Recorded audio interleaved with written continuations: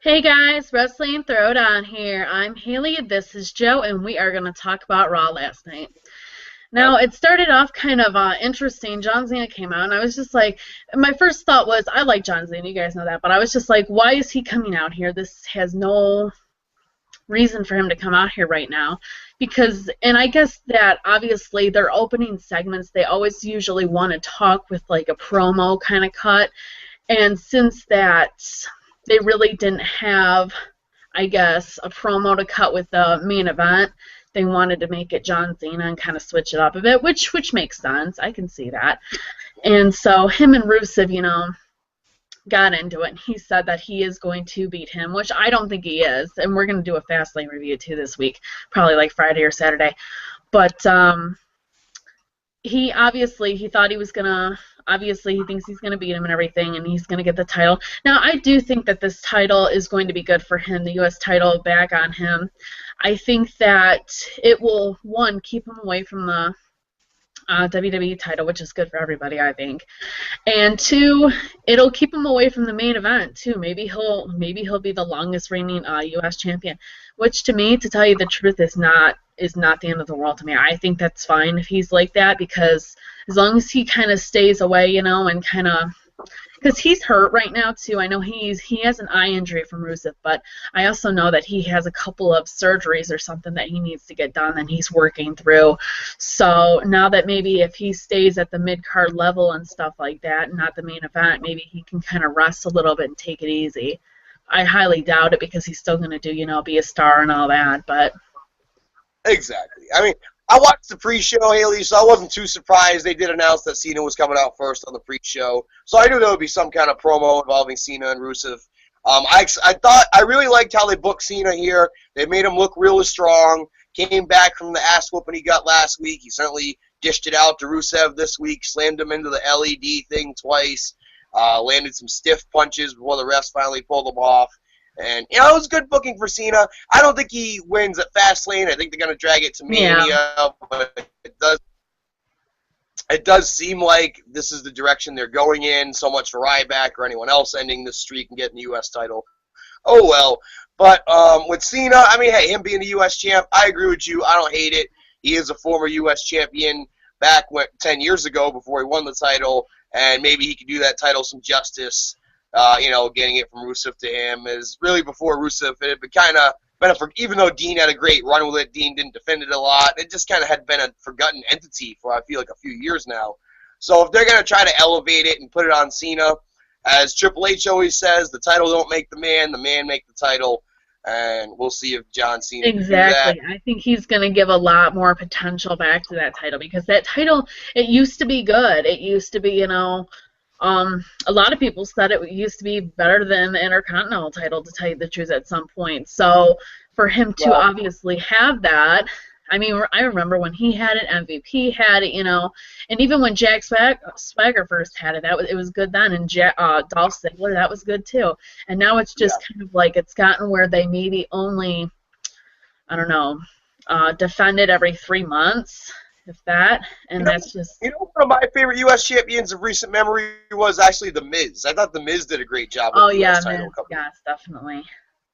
They put over Brian for it. Freaking Brian had a decent little run with it before he elevated. So, it's had a good run, but it's kind of went dormant just with the booking of it. I feel like even though Dean was obviously a great competitor and I think could be a great heavyweight champion, it just wasn't booked right with him having the title, with him barely defending it. So, let's hope it rise back to prominence. And Cena having it, I don't hate it at all. Again, wasn't surprised. Pre-show was actually interesting. They had Corey Graves and David Otunga on there with Scott Stanford. I heard, David Otunga is taking over Alex Riley, because I guess Alex Riley is moving back into the wrestling thing, and I go, whoa, when the hell did that happen? I said, he must have really made some good apologies, or something must have happened, because the whole reason why he was there was because of the John Cena thing. He made a smart remark about John Cena, and they did not like that, and that was his punishment. So maybe Well, he had John been on Cena can come to commentary him. for over. Let's hope the spitefulness of the WWE can cool its jets. I mean, you got a guy like Rollins. We did a whole special video on it last week, and he really slap on the wrist for his big social media skirmish. Not what I really hear right now, but we can talk about that during his segment. I'm hearing some bad rumors what they're going to do, and I really hope it's true, but... I haven't heard much, but certainly we'll talk about that later. But yeah, I mean, like, for the U.S. title, Cena having it, not a bad choice. And again, I thought this segment was pretty good, pretty solid kickoff Raw. At least it wasn't an authority promo, which had been so redundant. Yeah, definitely. It was interesting. I was just like, you know, because obviously they have to. And I think once in a while they do need to start off with matches, like a really good match, you know. Like, didn't they start off with Jericho Wyatt in the cage a couple months ago, and that was so great. Like, started off with a really good match every once in a while. Exactly. Like, change it up. But and one thing on Riley, I will say one thing: he's in tremendous shape. They did this pose down thing a couple weeks ago with him and Booker and Byron Saxton on JBL show, and he's still in tremendous shape. I will say that. In fact, he looks like he's in much better shape than he was when he was wrestling a couple years ago. Well, that's good. Yeah, I'm excited. I do like Alex Riley. I think that he when he started first getting his push after The Miz, they killed it way too soon. I think they needed to see where he could go with it. Obviously, he got pushed during the Miz feud, and that was pretty much it. That's as far as he went. Well, if I'm booking it, I would actually maybe bring it back to that level. You look at Mizdow. Mizdow is now in Riley's old position as the personal assistant, not as the stunt double. So maybe Mizdow could get fired from the personal assistant, setting up the final WrestleMania match, and Riley could be brought back in as Mrs. Heater to be like, look, like, you're replaceable. It's my old personal assistant. He helped me become the WWE champion. Yeah, we had our past, but we've squashed it. You know, almost like we saw another old tag team squash their beef out of nowhere this week. So, definitely. They could be a good tag team, too, Miz and Alex Riley, definitely. I feel like there was a lot of potential there that they missed out on with Riley, how they booked that. They had Riley get one win over Miz on pay-per-view and then pretty much forgot about Riley. Yeah, that's exactly what happened. I don't know if that... I don't think the John Cena thing happened until, like, at least 8... Like, it was quite a while. It was, like, 6-8 months after that, so... Yeah, because that's when you stopped seeing him on TV completely. He was at least doing jobs here and there, but you stopped seeing him completely, and then you saw him on Superstars and then NXT doing commentary after that. Luke Harper versus Dean Ambrose. Now, this was funny. Obviously, Dean doing a little comedy bit. I've seen that on your Instagram, too. And obviously, he's talking about how he will get Wade Barrett to sign the contract for his Intercontinental title match. Now, they are saying that Dean is supposed to win at Fastlane, and I really think that this is good for him. Gives more potential to the belt. And also, I think that, you know, someone in the group gave a really good insight on this, too. I always thought Dean was ready. I still think he's ready, but he kind of put it in perspective for me for a little bit. He said pretty much that me and him both agreed that what Dean really needs is a really good feud, and I feel like his feuds lately, he's just been losing every single match. So I feel like once he's Intercontinental Champion and maybe he, you know, starts getting these good feuds and everything, maybe Wade Barrett, and he starts, you know, winning some matches and stuff like that, he'll build more potential up, and then eventually he will be ready for the main event, because that's why WWE thinks he's not ready for the main event, so maybe that's why he's getting beat by, you know, these main event guys like Seth Rollins and Bray Wyatt and that. Well, let's analyze it. He was never supposed to be in the main events, but because Roman got hurt, there was a void there in the fall, so they ended up doing the Rollins-Dean feud, which was, of course, was very good. Dean never really got his win there, but, you know, it did make them both look strong. I didn't really even, like, I wasn't in love with Wyatt interfering in the Hell in a Cell, but I thought overall that feud helped them both as opposed to hurt them both. Now, the Wyatt feud has made Wyatt look strong, and we all know where Wyatt's going. But with Dean, I felt like it kind of made him a forgotten entity, and he's been doing the comedy bits and making the best out of that. The whole skit, what was it, the Doctor skit a few weeks ago, and then he got trapped in the snow going to Raw, and it got snowed out. Coming to you live from snowy New England, by the way. I know Dean's pain. But, you know, as we were saying with Cena, the title don't make the man make the title. And I think Barrett and Dean are a much better feud than Wyatt and Dean will be for whatever reason. I don't know why Wyatt and Dean weren't as good of a feud as it should have been. Good talkers, both are excellent workers, both have a history of working each other in their past. So I didn't get why, maybe it was just too many gimmick matches, because it was a lot of gimmick matches in their feud. Yeah. I feel like with Dean and Barrett's the right kind of heel for Dean to work with. Smug, obviously. We all know Bad News Barrett's shtick by now, and I really like how this played out at the end of the night. We'll talk about how Dean eventually got the contract signed. But I like the little weekend update segment coming off the heels of Sunday night's very successful Saturday Night Live 40-year reunion, which was very hilarious. And they even paid tribute to WWE's part when Hogan had hosted and Rock had hosted, and they had Triple H and Mick on, and they had Cena on. So I thought that was really cool. SNL did shout out WWE a little bit for their parts in SNL throughout the years, as well as the rest of the athletes and everybody who'd been a part of it. It was a 3.5-hour show. But they I thought it was cool that Dean, they made the little weekend update segment. Now you get the BNZ for TMZ for Bad News Barrett. You kind of got rivaling segments here. And I like it. I think Bad News, I didn't like how he won the title. I really wish Ziggler would still be in the title picture. I feel like it's very unfortunate Ziggler got squeezed out of it. However, light at the end of the tunnel, I do think Dean can elevate the Intercontinental title, elevate himself.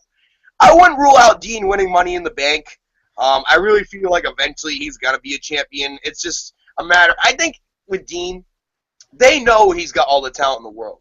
They're almost trying to get other people ready, and like Dean's always there just in case. You know what I mean? Like they're trying to build up to make sure Roman's ready, and they know Dean's ready. You can't tell me Dean's not ready based on the reactions he gets, based on everything. So I feel. He's got the mic skills. He's got the in-ring ability. He's got the potential, everything. So I feel like in time, Dean will be a heavyweight champion. I think he's got a better chance of being a heavyweight champion than Bad News Barrett, unfortunately. Actually, I agree with that. Yes, definitely. Which is bad, too, because he should have been champ, but... He should have been champ when he was with the Nexus, but that's a whole different situation right there.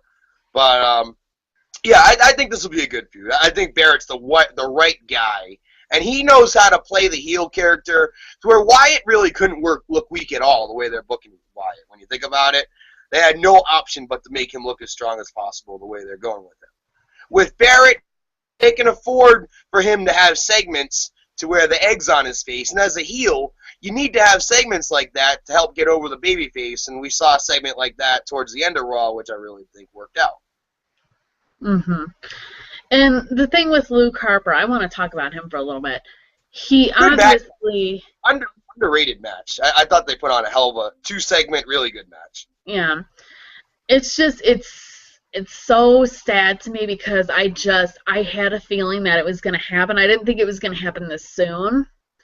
But obviously, and Eric Rowan obviously lost his thing too. Like, there's so many guys that just... They lose it. They start off strong and then they just lose it. And I'm not saying he's getting like buried, but it's like it seems like he's just been losing matches. It seems like he doesn't have any feud right now. He has nothing to go for, you know. And he only had the Intercontinental title for what, like a month? 2 months? Not even? 2 weeks. Or yeah, 2 weeks. Yeah, exactly. Yeah. He beat Ziggler on a run and lost it back at the pay-per-view in the TLC match, or the ladder match, rather. It's crazy, and I feel so bad for him because he's a good talker. He's good in the ring, you know, especially for a big guy, you know. I mean, like we were talking about with Dean, there is only so many spots. And I feel like Luke Harper, Ryback, Dolph Ziggler, they're all kind of victims of it right now. However, I mean, with the fired guys, I think the fired angle was just the stupidest angle in the world, and we see how it's affected all three of their momentum. And now what? They're just going to go make the save for the baby faces who Seth and the heels are attacking? Like, come on now. I really don't like how they're being booked. As far as Luke and Eric Rowan goes, I've said this before on this show, I wouldn't have broke up the damn Wyatt family. Why even do that? I get why they broke up the Shield. They felt like it was time. They felt like they could get more money out of those guys as single stars. And they're all have advanced their careers as single stars in one way or another. However, with the Wyatt family, Bray has gone up and down, and it looks like he's in upward momentum right now. But with Harper and Rowan, it's just been inconsistent booking, and they're hurting on tag teams as it is. Mm-hmm. Why did they break them up? They should have just made them a tag team. Exactly. You know, they had the feud with the Usos. Maybe they felt like after that, like, what more could they do? They didn't win the belts, so maybe what more could they do? But at the same time, like, they could have been pushed as singles under Wyatt, and then Wyatt, you know, kind of how Miz and Mizdow are doing it. Miz keeps pushing them around. Wyatt could have done that with Luke and Eric, kept pushing them around until they finally rose up. How they booked it with them just randomly splitting up was stupid. At least with the Shield, they had that moment where, like, oh, shit. They had the storyline, exactly. And at least, like, we may not have agreed with the Shield breaking up, but at least it had that definitive That was good. end. Yeah, that was really good. It was shocking. It was well done, definitely. Especially since it was last minute, too. Definitely well done. Yeah. So with the Wyatts, I feel like they've really hurt. I mean, Bray, as Macho Man said, the cream will rise to the top, and I think Bray's proven that in the past few months. However, Luke and Eric Rowan, it's just unfortunate. These guys could be just the next Powers of Pain that are going to float around for years and just put over guys. You know, I could see that with Eric Rowan. Luke Harper has more potential than that. It's a shame, though. They really had something with the Wyatt family. I still wouldn't be shocked if eventually they get back together. Just based on some of the stuff I'm seeing. Wouldn't be shocked at all. Definitely. I think they need to. I mean, they're both hurting right now, so you might as well make them a tag team. We're hurting on tag teams. Well, not really anymore because a certain somebody reunited, but still. If definitely Bray does end up different tag teams, especially since one actually broke up too last night. So. And if Bray actually does end up facing Undertaker, which is the rumor, wouldn't you want him to have all the back he can have? I mean, like, I remember when Edge fought Undertaker, they had Kurt Hawkins and Edge and Zack Ryder as the Edgehead tag team, and like they were such a good part of that match, almost like how you see J&J be a part of, you know, Seth Rollins matches, just as like bump guys. And I feel like even that they could have a WrestleMania moment in the Undertaker Bray Wyatt match if that's the direction they're going, then as opposed to doing absolutely nothing at Mania, which looks like to be the case for both Harper and Rowan. Yeah. Next, the New Day versus Goldust and Stardust. And now, obviously, Goldust and Stardust broke up last night. We did see Big Papa, the polka dot man himself, the Dream. It's always a joy seeing him. I don't care if he's on every week. I just can't stand Hogan every week. Well, I mean, it made sense to come on this week. His sons are fighting. He wanted to be the voice. He's in to try to bring his sons together, and we saw what happened there. He has a point to be there. Like Hogan, he just shows up for no reason. Yeah, if they're there, and even Flair had a good reason this week. I feel like Flair is similar to Hogan, where sometimes Flair shows up for no reason. But yeah, they used the legends well this week, both legends that were used. And, you know, unfortunately, hey, Stardust is being consumed by the Stardust character, and the Cody that we once knew is no longer around. And I feel like Goldust is becoming more Dustin in front of our eyes and becoming more human. So that's kind of the direction where they're going. And I actually like this, setting up, obviously, for the WrestleMania match, which we've all wanted to see for years. Probably going to be a retirement match for Goldie. So the Goldust character can kind of end there. Dustin can become an agent backstage, which is what I keep hearing is probably going to happen. And Stardust can keep the Goldust Stardust character going as a singles after WrestleMania. Because we were all thinking, what are they going to do with Stardust? Are they going to turn him back to Cody? What are they going to do? I feel like Stardust is here to stay now, whether you like him or not. I've had varying opinions on him. But, I mean, if they're going to push him as a character, as a singles, I'd like to see him more as a singles now that the tag team is ending. And, you know, he hit him with the Crossroads, hit Goldie with the Crossroads after they lost to the Blue Day. And then he obviously shoved Dusty down in the back. And what'd he say? Cody's dead, and as far as I'm concerned... exactly, and he's, like, not coming back pretty much. So, obviously, and there was some some talk about this too, about how Stardust was supposed to be done after this, and like they were going to bring back Cody, but obviously they turned tables now. Now it looks like Stardust is here to stay for at least a while now, and I mean, it's interesting, I guess, because Cody, he's seriously, he's had so many gimmicks. He's had the mirror kind of good looks. He's had the face thing. He's had the mustache thing. He's had now Stardust. You know, I'm sure I'm missing some. So I mean, he pretty much can make anything work. So you know. And he's obviously, I do think he is better off as a heel. I would have liked to see Goldust be the heel, but since Goldust is leaving, I guess it made no sense. So, No. And who knows, they might have like a loser leaves WWE match at WrestleMania, or who knows? I mean, Goldust might just leave because he's embarrassed or ashamed, and he's just like done. Who knows? Either way, I definitely see Mania being his retirement match, and you got to give Dustin a lot of credit. He came back 2 years ago in the best shape of his career, and he's really put an exclamation mark on a Hall of Fame career, winning the tag team titles 2 more times with his brother. Had never won them with his brother before, and has really had a great run, had a great feud with the Shield there when the Shield was hot, and with the Authority. So I feel like Goldust, he has nothing to be ashamed about, and you know, put over his younger brother at WrestleMania, give him the rub, and I definitely see Goldust being the face, Cody being the heel. There was no other way to do it. There really wasn't. My question to you before we end this topic, do you see, now that they brought in Dusty, do you see them maybe getting Cody's real-life wife, Eden, involved in the storyline? You know, people always say this too in the groups. Like, I don't know if you've seen like the Bray Wyatt thing. They want Michelle McCool involved in this too, like Bray Wyatt to kidnap her and stuff. And my thing with the whole relationship thing is, I actually think it can work sometimes. I definitely think if they use it the right way, it could have a lot of potential. And I think, and like, look at Mickie James and Magnus on TNA. They're obviously going to have a little thing, and obviously they're together in real life. They just had a baby. So it'll work. It'll definitely, you know, they can be like their heel power couple. Depends on, I guess, what she wants too, because she kind of does the more of the backstage stuff now since Renee has moved up to like other stuff. But, and I also see her obviously doing announcing too. So I mean, she's pretty busy, so I mean, we'll see. We'll see where it takes her, but I know Tom Phillips actually is leaving too, by the way. I guess he's being replaced. That reminds me. I felt like something was up with him when they put Saxton on SmackDown and moved him out of it, and he's not even doing NXT anymore. It's about damn time, too. I do not like Tom Phillips. I don't really like Brian Saxton either, but... See, I like Saxton. I think Saxton as a heel commentator does very well.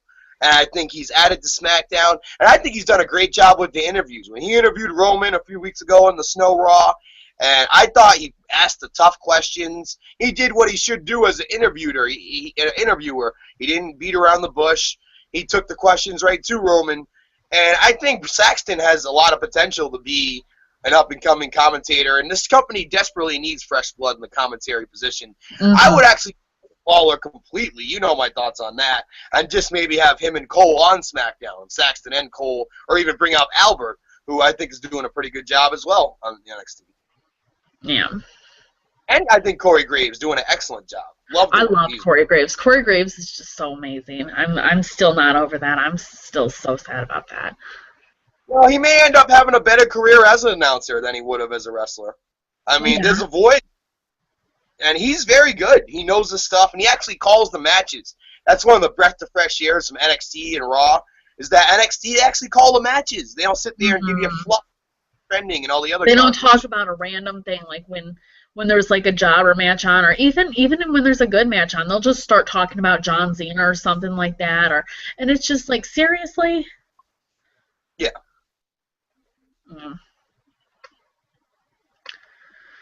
Kane versus Roman Reigns. Now Roman Reigns, he's kind of getting obviously the cocky attitude, and now this is supposedly what's going on with that.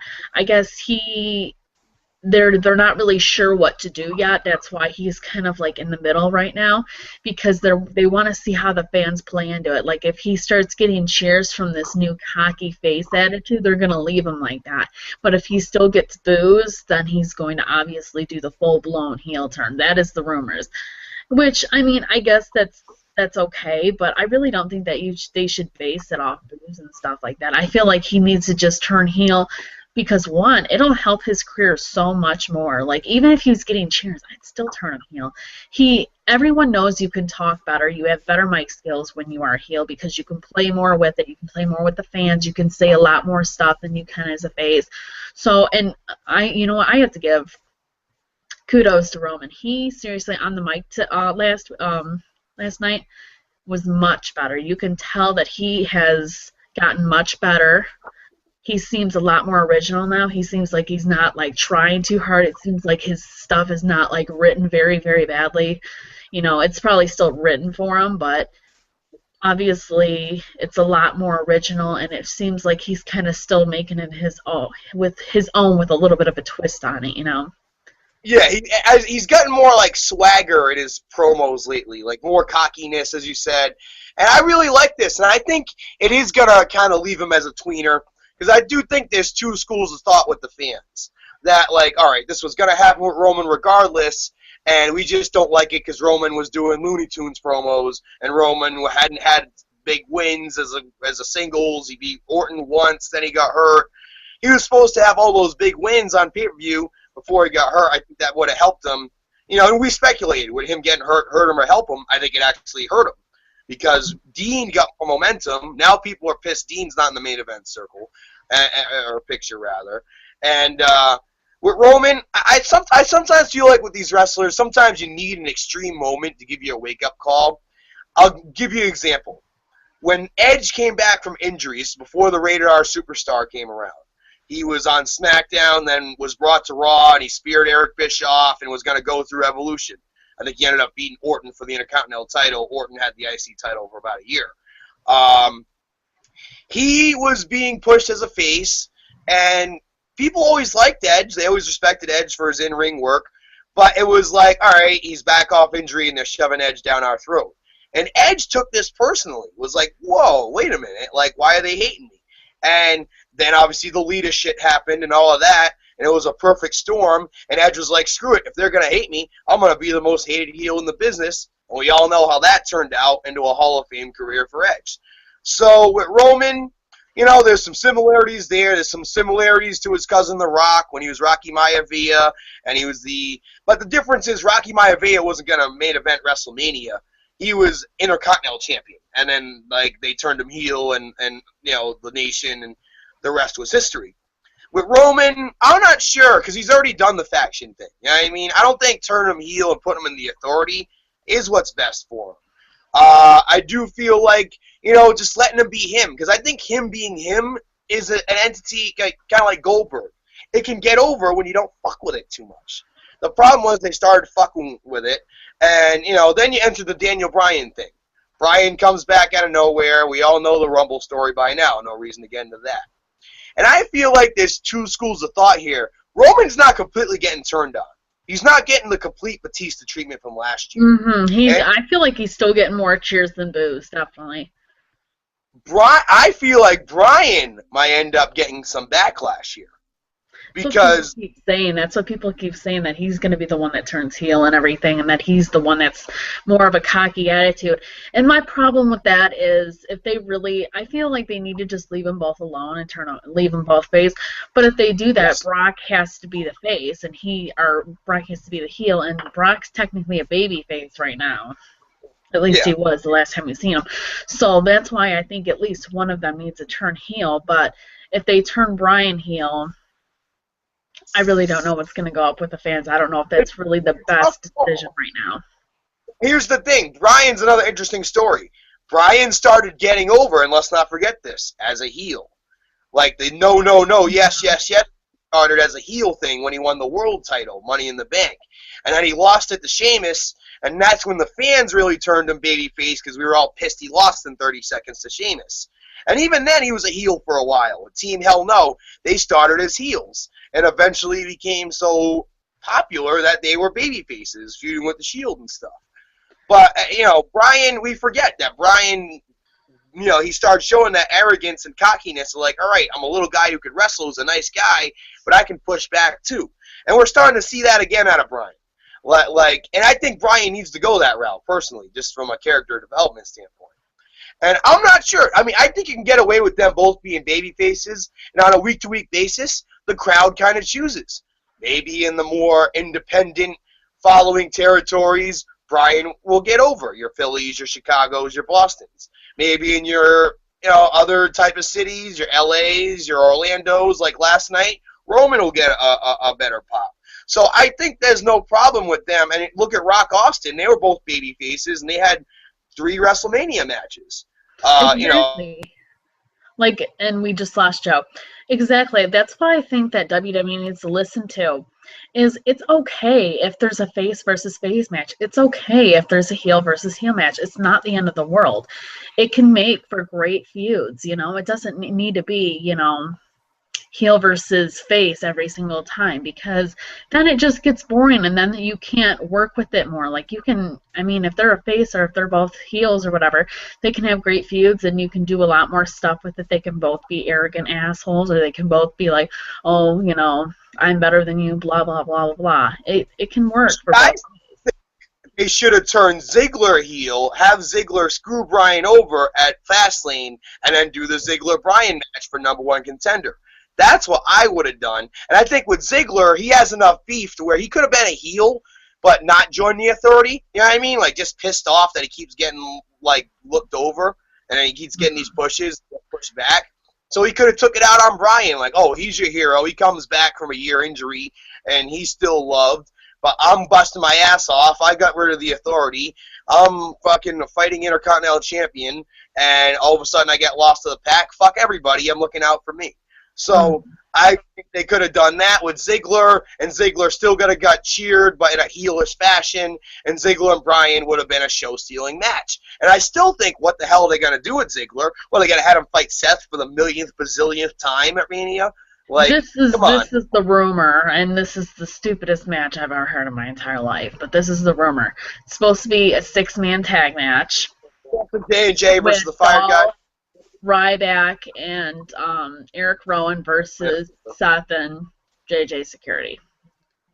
As much as J&J, again, I don't hate what they do. I feel like they added to the triple threat match with Lesnar with the bumps they took. They've added to some of Seth matches with the bumps they've taken. You really need to see them having a match on WrestleMania when there's so many people in that locker room. Your Cesaros, your Tyson Kidds, your whole entire NXT roster. I could keep going, that deserve these spots, and you're going to give it to Joey Mercury and Jamie Noble? That's just stupid. Yeah, I mean, and you know what's funny, too, is I don't know what's going on with Randy Orton. I guess because that's who Seth was supposed to fight at Fastlane, was Randy Orton. Yeah. And they messed that up. I don't know if they just don't want him back right now. I don't know if he's technically hurt. I don't know still if he's having problems. He only had a very small injury. He had something wrong with his nose, and they said it was going to take like a month to heal, and it wasn't even that big of a deal. But it's acting like, it's this major thing now. And now Sheamus is returning, too. So. I wonder if he's not happy. Orton? Yeah. Orton's not happy, and we're not hearing about this. And they keep giving him creative, and he's like, "Oh, fuck that! I'm not into it." Well, that. I guess they're also planning for something big. They're trying to make him like a huge baby face. I guess right now, like that's his plan, is like to make him a huge baby face when he comes back. But I guess they're trying to play into it. Maybe he'll help Dolph at Fastlane. Maybe he'll return at Fastlane. Who knows? I don't even know. I just think this is a mess, though. I do. Yeah. Exactly. It's a big mess, and you've managed to ruin the momentum of Ziggler and Ryback and Rowan. You're gonna put Seth in a stupid match when his both Seth and Ziggler deserve better than that. I think we could both agree with that. The both of them as competitors deserve better than a bullshit 6-on-6. And how many times has Ziggler got screwed at WrestleMania where it's fucking him and Big E in a tag team match, or him and Snooki and against John Morrison? No, yeah, him and Michelle McCool versus Snooki and John Morrison and Trish, or like. You know, Ziggler's talents have been wasted time and time again at WrestleMania, and I really thought this year was going to be the year he could at least have a big match. And, you know, Seth and Orton, why are they overthinking this? It's a ready-made match. Why are they overthinking this? I don't get it. I really feel like they lost way too much time already. I really do. Yeah. I feel like it's just, like, people are, like, not going to be into it as much as they would be, like, a month or two ago, you know? Yeah. No, I agree, and that's when you have momentum with someone and you squander it. It was going to be such a good match, and now it's just like I feel like it's just going to be a waste of time because he's going to be. Yep, it's going to be a filler match. Their feud's not even going to last long. It's going to be a filler match. Hey, my audio's a little off. I'm going to get back on in a second. I'll get back on in a second. I'll be right back. Keep going. Yep. Okay, but yeah, that's pretty much it. And obviously, Daniel Bryan was playing into the crowd the whole time, obviously, with the Yes Chant movement, and Roman was getting pissed, obviously. Paige versus Summer Rae. Now, the Bella Twins took her clothes, Paige's clothes, last night, and Paige had nothing to wear. And so she got one of the rosebuds. They were wearing some kind of like butterfly costume, and she stole that and she wore that fairy costume, I guess, and obviously she came out to the ring with that and she beat her. Now, as for Fastlane, her and Nikki Bella, I do think that she needs to win. I think it would be really good, but I don't know. I have a feeling that she might keep it until I have a feeling that like maybe Brie might get involved, and then she can maybe win it at WrestleMania, which I think that would be better too. And then, as for AJ now, I have been hearing some stuff about AJ. I guess she might be done. CM Punk's trying to say that, I guess he made hints in one of his recent interviews, and I need to watch pretty soon too, that I guess she's going to try and do UFC. Now, my problem with that is that has to be the craziest thing I've ever heard in my entire life. I'm not trying to be mean to AJ or anything, but these girls at UFC, I really don't watch UFC. I only watch certain matches, or MMA or anything like that, but she will get killed. Like, seriously, she is a twig. She has nothing. She's such a small girl, and these girls I've seen at UFC are just, they'll dominate her. They'll just kill her. So if this is really true, I feel like she needs to really think about this too. I feel like this is just ridiculous, especially since she said that she really didn't support her husband doing this because she thinks that he's, you know, she doesn't like it. She thinks it's dangerous, blah, blah, blah, whatever she wants to say. So I don't know why she would try it for herself. This just doesn't make any sense to me. That's all I got to say. But I do hope that Paige gets the title pretty soon.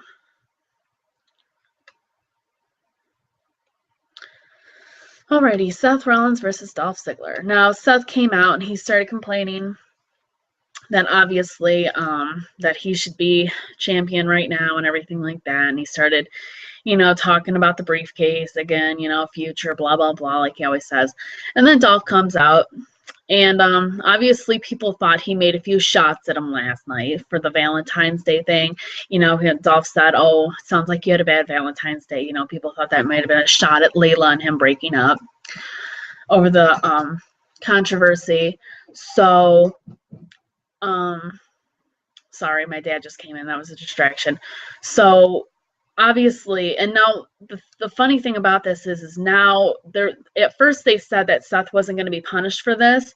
Now they're saying that he might fail at cashing in Money in the Bank. My problem with that is that has to be the stupidest thing I've ever heard in my entire life. Like, I feel like some wrestlers have done far worse things than this, and he was hacked. He had nothing really to do with this. I mean, yeah, he took the pics, but that's beside the point.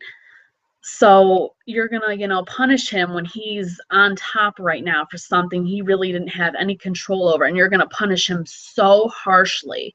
Like, I could see maybe a suspension, or maybe him losing an important match, or maybe making him not be the champion for as long, maybe, whatever. But I feel like this has to be the stupidest thing in the world, because Vince and Triple H really like him.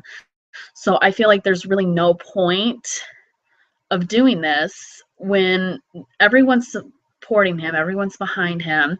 He's getting, so much potential over him. He's so ready for this, and now they're just going to kill it. And it's just like, he was supposed to be the first guy to ever cash in successfully at WrestleMania, and now they're going to kill it because of some stupid nude thing. And so now they're going to obviously have him fail at cashing in.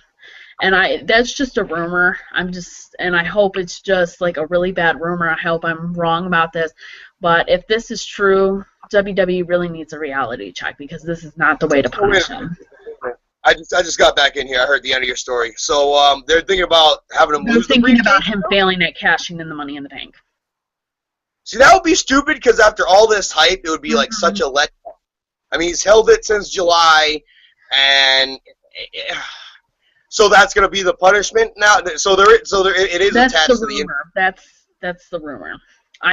There's only one website that said that. That's it, and it's mine. It's a really good website, though. It's a really good wrestling website. It's called Cage Seats. But they're just rumors and stuff like that. I guess they got backside stories and stuff like that, and that's just what's kind of floating around. But they even said, too, after they said this, they said that they don't really believe it, because they said that this was just, they heard this from some guy in the wrestling company or something like that. So they think it's fake. They don't think it's, because they didn't hear it from Triple H or Vince or anything like that. And obviously they're going to make the final decision on that. So, and they both like Seth. So. H did make the public statement, essentially going to bat for Rollins. So I trust that they're going to protect him. They protected him this long. I feel like, as much as, like, look, sometimes the cash-ins can help, or like when John Cena didn't cash in, that didn't hurt John Cena, and that's why it was good for him to be the first not to cash in. When Damian Sandow cashed in and successfully, I feel like it killed his career, and now finally he's recovering. So with Rollins, I feel like they built him up so much with this briefcase, and there's been rumors that they might do a Money in the Bank match at WrestleMania and maybe have NXT guys in it. If that's the case, then maybe I could see Seth losing it, because at least there'd be another briefcase gimmick, and it could be an NXT guy that could get an instant call-up and an instant rub, maybe a Sami Zayn or something like that. So, there could be a light at the end of the tunnel here, but, I mean, if they're going to do this just to punish Seth, that's pretty stupid. I mean, we've seen, Swagger was supposed to win the world title at Mania against Alberto Del Rio. He ended up doing the job because he got arrested for a pot or whatever happened. So there's been other things that have happened in recent years where a guy was going to get a push and then gets in trouble, and then they find a way to de-push him. So nothing would surprise me here, but it would be as much as, like, yeah, am I as more of an Ambrose or Roman fan? Absolutely. But to build up Seth this much, to have him drop the briefcase, I'd rather have him hold it until July, till the very last second. And that's what I kept telling people. If you really want to make him have a punishment, tell him that the stuff that obviously they promised him being the first guy to cash in at WrestleMania, tell him that spot's gone now. Like, he screwed that up. Now he won't be able to cash in until, July or whatever, June, whatever. So, because I think that's a good punishment, I really do. I think I would be pissed. I feel like I wouldn't take that lightly. Yeah, if you were promised to win the title at Mania and said, oh, we're going to push it back till some bullshit filler pay-per-view or Money in the Bank. Especially the first guy to cash in successfully at WrestleMania, I'd be pissed. So, yeah. And I think that's fair punishment. I think that's something to get his head in gear and everything and take stuff more seriously. I say just take his cell phone away from him and he'll be fine. That's funny. And now Triple H obviously responded to the Sting thing. Ric Flair was out. This was an interesting kind of promo thing segment. And obviously Ric Flair just told him not to take Sting lightly. And obviously Triple H started getting mad at him. And he said that, and he can take care of it and everything. He doesn't need his help and everything. And he eventually pushed him down, got in his face, got a little mad, got a little angry. The infamous line he said was that, yeah, Triple H may be no Ric Flair in terms of match quality with Sting, but Ric Flair is no Triple H in terms of kicking Sting's ass. And they're playing up the WCW stuff here. I really like how this is going. Flair's usage was excellent. Flair, there is no more opponent, Haley, synonymous with Sting than Ric Flair. And this goes back to 1988. So, I mean, to actually bring Flair in and talk about the history with Sting, and Flair being the respectful guy, not wanting to hurt H's feelings, but at the same time telling him, hey, don't take Sting lightly. And I felt like this was done very well, and you can see Triple H, who really used to be such an angry character, has become like, it's almost like a challenge to get him angry now. And like when he gets angry, the crowd will pop. But like you really gotta want him, you really gotta like pry it out of him to get angry. And this week we saw him get angry and shoving his mentor, the Nate, down. I mean, I really feel like it helped tell the story here. And you know, if you weren't gonna get Sting to come in the go home show before Fastlane, what better person to bring in than Ric Flair to hype the storyline? So I think it was Flair's best usage in at least the last 3 or 4 times he's been on. Some of those legend panels and other things, I just didn't think they did Flair any favors, to where this was a moment where Flair could shine, talk about his history, and I really enjoyed it. Mm-hmm. And why are they saying that this is like a match at Fastlane? I thought this was supposed to just be like it's a confrontation. Yeah, exactly. Because obviously then it's going to lead into WrestleMania. They're not going to have a match at Fastlane when they're going to have one at WrestleMania. That makes no sense. And like that's, I think I heard like one of the I don't know, what was it? Was it JBL or Cole? It was probably Cole because I love Cole, but seriously, sometimes he just says the craziest stuff. They said that it was like a match. I was like, it's not a match. What the hell are you talking about? It was weird though. It's a promo. Exactly. Sting finally having a microphone in his hands in front of WWE cameras and talking, because we haven't gotten that out of Steve Borden yet. We're a month till WrestleMania. It's time to have a promo with these two. So yeah, no, you're not gonna have 20 years of hype for Sting making his WWE wrestling debut at Fastlane. Not at Alrighty. And I know you were marking out about this last night, so I can't wait to talk about it. The Ascension versus Darren Young and an unnamed partner. Now, when I seen Darren Young, I was so happy. I was like, oh my God, yes. And then, obviously, with him getting beat up, I see Titus come out, and I'm just like, what? I'm like, wasn't he with Slater Gator, like, not even, like, a week ago on SmackDown? I was just like, he was just a heel not even a week ago, and they acted like they were still going to put Slater Gator together. And obviously, Primetime Players, obviously, got back together, obviously, and Titus obviously turned face, which I think is good. I think that this was a very smart decision on WWE. Darren Young has obviously been very upset lately. He's trying to say that WWE is not letting him speak freely about his sexual orientation. So obviously, I mean, I'm just so happy. I was so happy to see him last night, and then see them reunite. I just thought that was so awesome. But the thing with this is, what are they going to do with Heath Slater now? I mean, he cut off all of his hair. Are they going to keep him face? Are they going to keep him heel, or are they going to turn him face? So. Well, the good thing with Slater did a job as a put-over guy, and unfortunately, that's kind of how it is. And at least he has a job. I don't see him quitting like Gabriel out of nowhere. At least Slater has a job, and Slater always tries to make the best of what they give him, whether it's putting over the legends down to Raw 1000 or Slater Gator or 3MB or whatever, or Nexus or whatever. He's always tried to make the best of what they give him, and it is what it is. I mean, look, they should have never broke up the Primetime Players in the first place. They still had mileage in that tag team. They had finally gotten over Abraham Washington's incident when he said the Kobe Bryant rape joke in Colorado, and he was fired, and the primetime players lost their initial push. And finally, they were around for a while. I think they had 1 or 2 matches with Usos or Hell No, I think it was Hell No, whoever was the tag team champions at the time. And, that was about it. That was about it for their ascension. And then we saw the impromptu split, which, if we all remember, was awkward.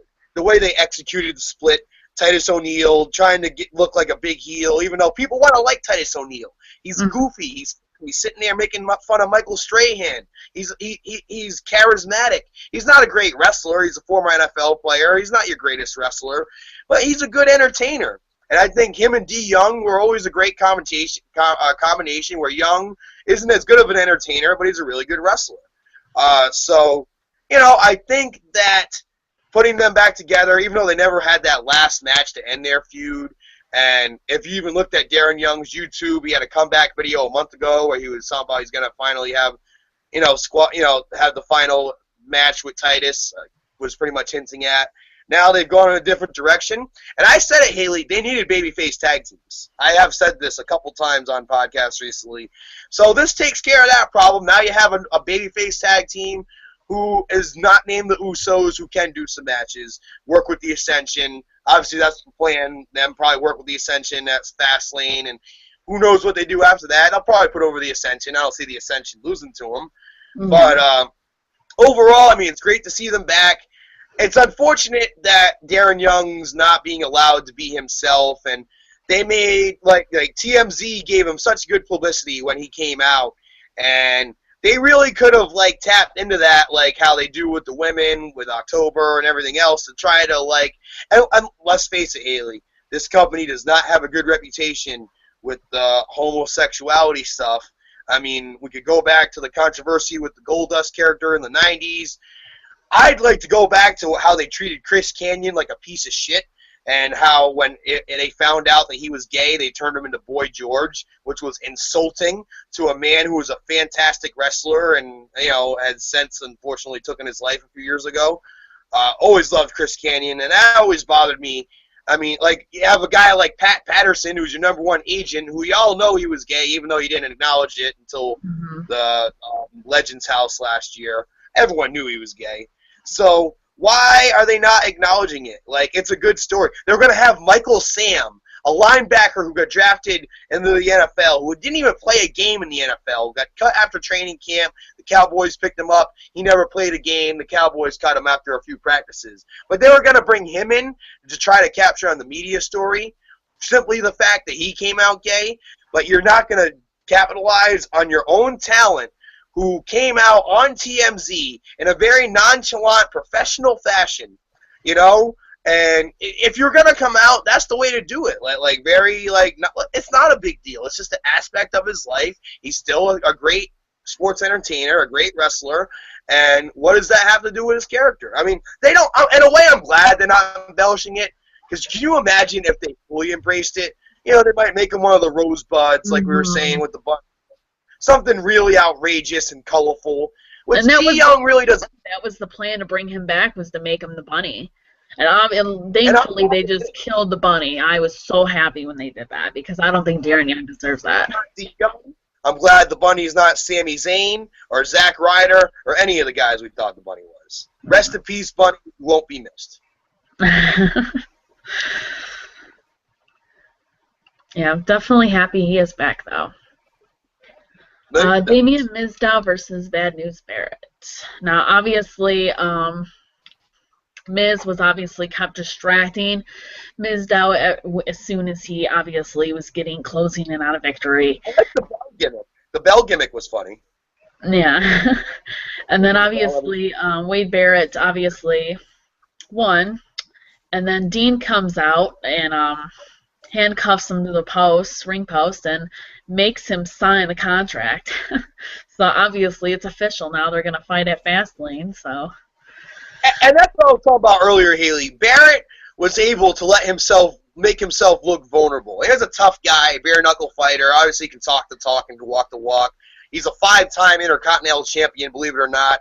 If he stays around the company for the next 5 to 10 years, he could break Jericho's record. He's actually a former mentor in NXT, which is interesting. Jericho's record's 9. So he could break the record for the Intercontinental title champion if he keeps it up. However, like I said, I think he made himself look vulnerable. I loved how Bad News sold this.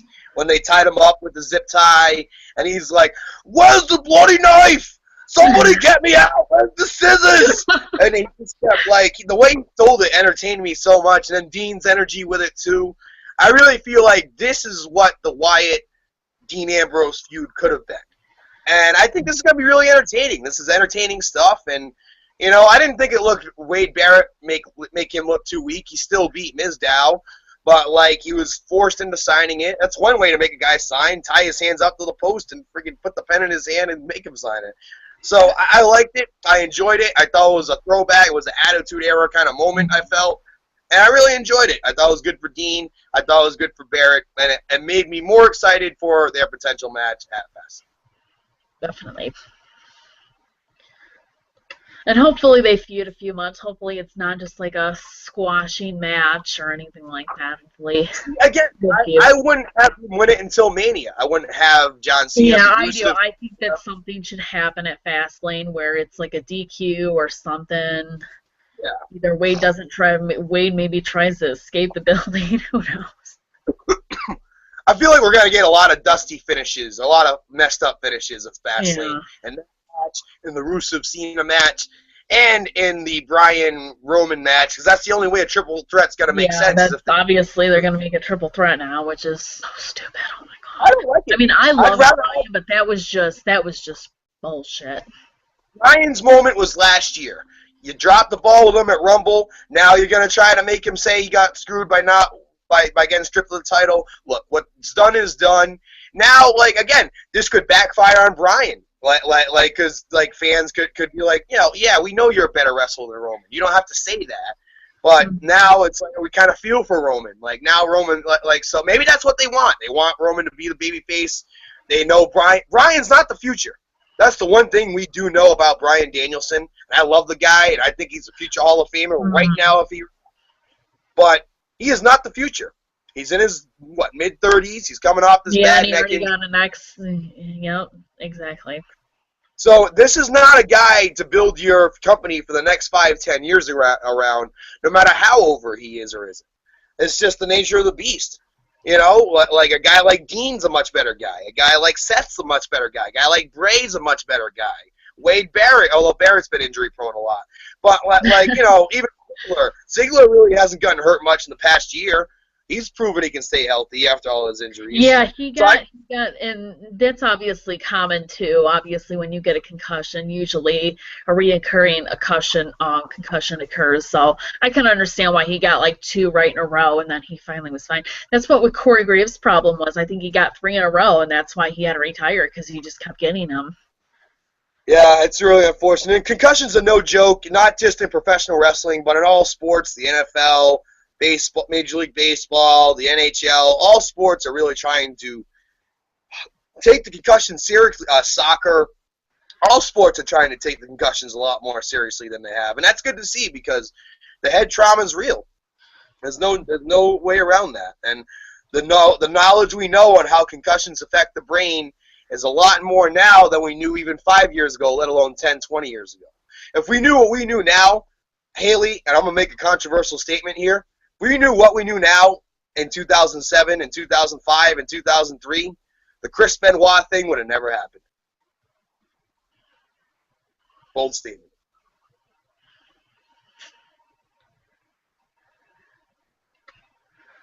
Natalya and Tyson Kidd versus Naomi and Jimmy Uso. Yes.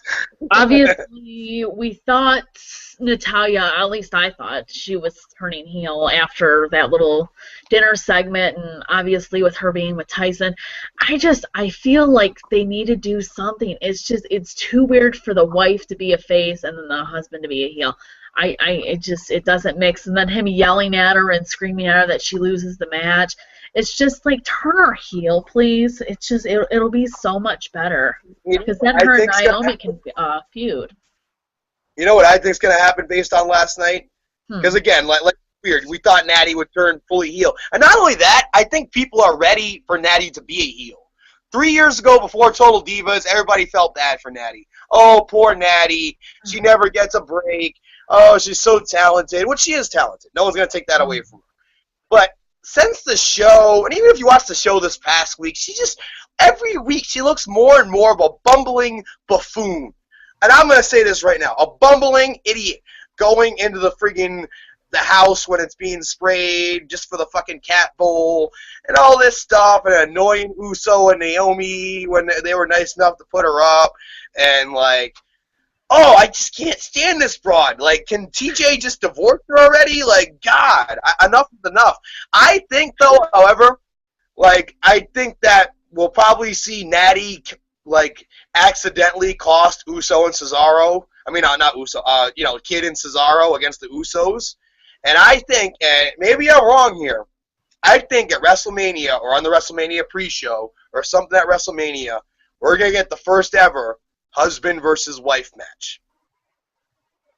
Are you serious? That's my gut feeling. I've not read this anywhere. Because, like, here's the thing. You said babyface manager, heel worker doesn't work. Well, it has in the past, and I'll cite my favorite wrestler of all time. Macho Man Randy Savage, a vicious, malicious heel who, with the lovely Miss Elizabeth by his side, that worked. Obviously, it was a different time. They were a special occasion, though. Everyone loved them. Natalya is just... Yeah. Natalya is no Miss Elizabeth. Oh, man. She's more of a sensational Sherry where people want to hate her. And I think if she turned heel in like a sensational Sherry fashion and looked at the work that Sherry did as Queen Sherry with Macho Man, I think she could be a great heel. Like, I think she could be a better heel than the Bellas. I really do. Just her being her catty, annoying self. Mm-hmm. Exactly. That's why I think they need to just do it already. It's just crazy. And they put it off for way too long. And now that Cesaro's with Tyson, too, and they're going to be such a great tag team, too. They're just, if they don't drop the ball with them anyways. I mean, so far it's been okay. Too. Did you hear about that? He got hacked, too. Cesaro, his Twitter got hacked, too. Oh, what, with naked pics? No. No, I guess, like, someone, like, went on his thing and, like, said, this is bullshit, Vince. I should be getting pushed. I hope you die of cancer. Like, really horrible stuff. And it was bad. I'll post the article in the group after, and we can talk about it. I saw this going around Facebook. I didn't read all the comments, but I heard there was something that he had got hacked. Yeah, it was bad. And then they admitted that they weren't Cesaro, but, yeah, it was pretty bad. The King of Sting. Oh, my God. Daniel Bryan versus The Big Show. And I also got some really cool news for you guys. I forgot to tell this a couple of weeks ago. Big Show's turning face. So weird. I know, isn't everybody excited? I just can't handle it. So excited, so unpredictable. Had a great analysis of Big Show on the pre-show. I loved what he had to say about Big Show. He said he called Big Show the most untrustworthy, inconsistent superstar on WWE roster. That he looks out for himself, and how can he be trusted? Because he always looks out for himself and always turns on everybody. I'm like, finally, someone's acknowledging the elephant in the room here, and it's Corey Graves of all people, or it might have even been Otunga. It was one of those two guys, but. Like, they said it on the pre-show, and it's exactly right. This guy, and it's like the SmackDown thing never happened with him punching Kane, and the way they did this, like it's like, oh, yeah. It's kind of played a little bit with it, too, with Triple H, him saying that smart remark to Triple H and everything like that under his breath. So I could see it happening in the next month or two with him making a full babyface turn. Retirement match, co-retirement match, Kane versus Big Show. Winner retires, loser retires, go the fuck home. Loser retires. Oh, that's funny. Go home. We'll even put you in the Hall of Fame next year in Dallas. It's okay. Like, Undertaker's going to dwarf both of you anyway. I would rather, if I had to pick someone to stay, though, I'd rather have Kane stay than Big Show. I'd actually go the other way. I think I'd pick Big Show with Kane. because I think Big Show. This is a debate people have been having for years because they're so similar. That's gonna be another good thing I'm gonna post in the group tonight. Who, if you had to choose someone, who would you want to retire more, Big Show or Kane? Yeah, pick one, fire one. Yeah, we're getting some good ideas. Thanks for the ideas. I was running out of ideas to post in the group. Yeah, I mean, it's a tough question. For me, I think I'd rather keep Big Show. I mean, Kane's character has just been ruined with this corporate Kane thing and everything else. Let's just have Kane. The Undertaker's he was really good with the Lita thing. Like, when they took the mask off of him, everyone was just like, oh, that destroyed him. That part, though, he first went with the Lita thing and the baby thing. That was good with the Matt Hardy and Edge thing. That was good stuff. He tombstone Linda McMahon. He electrocuted Shane's testicles. Like, there was good stuff there. They really made him like this Jason Voorhees type monster when he took the mask off. But it's just after that, like that. We're not gonna go to 2002 and say that ruined him. What ruined him is the past 5 years of the back and forth. Where he just kept doing the most random stuff. Like, he first had the mask, then he didn't have the mask, and then he was just in these random storylines with Zack Ryder and Eve and all that. And Zack Ryder thing pissed me off, too. As a Zack Ryder fan, I don't know if I've ever forgiven him over that. So maybe I get rid of Kane just for that alone. Damn you, Clem. I mean, look, Team Hell No is great. I mean, I think Big Show's a little bit in better shape than Kane. I think he's slightly younger than Kane. So, like I said, from just an overall ability standpoint, I think I'd keep Big Show over Kane. Big Show's promos are slightly better than Kane. Kane, just what does Kane do? Like, this is garbage. Yeah, that is true. I feel like Kane hasn't turned as much heel and face, though. He's mostly been a heel, and and that's why I think that and he also doesn't cry in the ring. Well, yeah, that's true. I don't know. Like I said, I want to both go. It seems like we've already kind of quietly got rid of Mark Henry without saying anything. So yeah, I'm sure he'll be back, though. I really do. Well, he does. That's what I do. I take people's spots. That's what I do. I do like Mark Henry, but yeah. Yeah, the Hall of Pain's actually the viewers. We're the real Hall of Pain. But yeah, this obviously went crazy. They both Roman cost him the match. They both went crazy and attacked each other, and that's pretty much how it went off air, is them beating the crap out of each other. I liked how Roman was taking selfies and throwing shit in the audience. Yeah, like, kind of being sarcastic, not give a fuck guy. Like, I might as well book like he's not phased. The Royal Rumble wants to boo him out the building. He's not phased. He's still him. And maybe this is Cena-like in this booking, where Cena's never phased by anything. But I don't look at it as Cena-like, because he's doing it in his own way. It's not really coming off as hokey as some of the stuff Cena's done in the past. And I think he can look like the badass he's supposed to look. And honestly, him and Bryan were taking it to each other at the end. They looked like there was some stiff shots, maybe some real animosity there with the two of them, both feeling like they deserved a main event WrestleMania, which sometimes I feel can help make the matches better. They were really going at it stiff. I mean, Roman had a bloody lip, which he also had a bloody lip at Mania. This seems like a chronic problem, this bloody lip problem. Yeah. I mean, not Mania, Rumble. And Bryan, he doesn't know. He can't sell either. That's what everyone was saying too. He can't sell.